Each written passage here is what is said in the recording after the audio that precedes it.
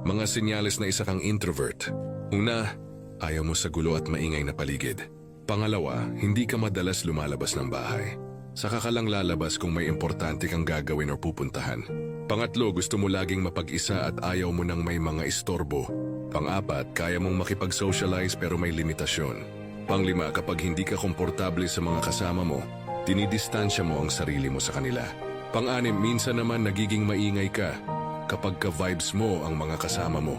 Pang-pito, hindi mo alam kung paano magsimula o mag-response ng conversation sa ibang tao, kaya madalas ngumingiti ka na lang o di kaya tatahimik ka na lang. Pang-walo, hindi ka rin expressive na tao, kaya madalas kang ma-misinterpret ng tao. Pang-siyam, straightforward kang tao, pero madalas iniiwasan mong magbitiw ng masakit na mga salita kapag alam mong sensitive ang taong pagsasabihan mo.